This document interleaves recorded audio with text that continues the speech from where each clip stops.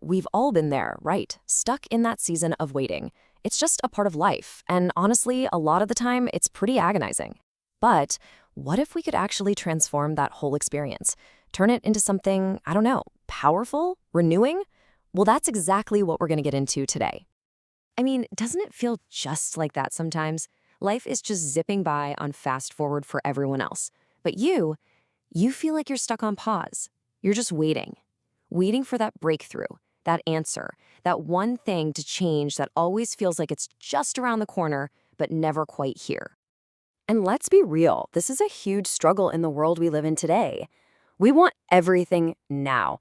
We're totally conditioned for it, right? We want answers now, solutions now, results now. So when things don't show up on our timeline, well, that waiting game can feel absolutely agonizing, just empty.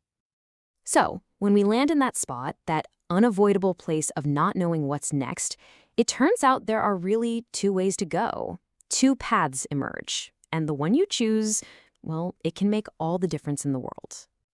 So here's the choice, laid out plain and simple. On one side, you've got what we can call passive waiting. You know the vibe, just idly twiddling your thumbs, feeling anxious, kind of empty. But then there's this other way, active waiting, and this is totally different. It's purposeful, it's hopeful, it's about seeing this delay as a real chance to connect and grow. Okay, so this is the turning point. This is where we can choose a totally new path, one that takes waiting from this frustrating, annoying delay and turns it into a real opportunity for growth.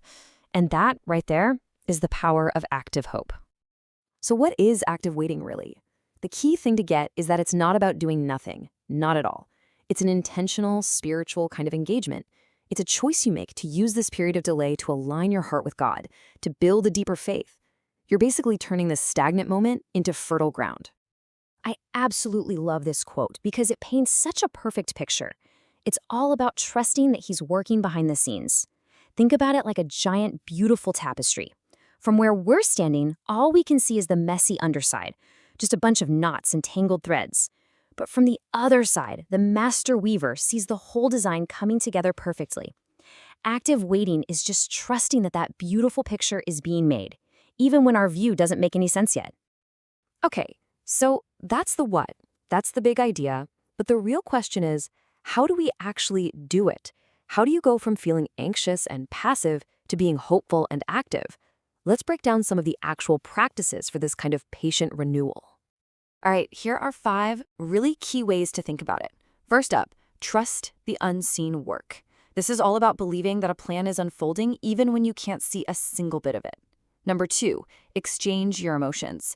This is so powerful. It means you consciously trade that anxiety for patience and you swap out doubt for trust. Then third, you seek connection over solutions. So instead of just demanding results, you focus on your relationship with God. Fourth is to claim promised strength. This is knowing that waiting can actually renew you, not break you.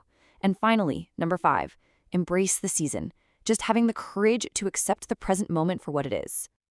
And that line, breathe your peace into my restless heart. Wow, that just gets right to the core of it, doesn't it? It's about that emotional exchange we just talked about. It's a simple, conscious ask to replace all that inner turmoil with peace. It's about finding that stillness you need to get through the wait with some grace. And maybe, just maybe, here's something important in the silence. And when we start to practice this, something incredible happens. The whole experience of waiting just transforms. It stops feeling like a punishment and starts to become the source of a real reward. We're talking about finding genuine strength and a deep sense of peace. So what does that actually look like? What are the fruits of this kind of active waiting? Well, you get fresh strength. You get a totally new perspective. Your faith gets deeper because it's been tested. You find the courage to actually embrace the present moment. And the big one, you find true, unshakable peace.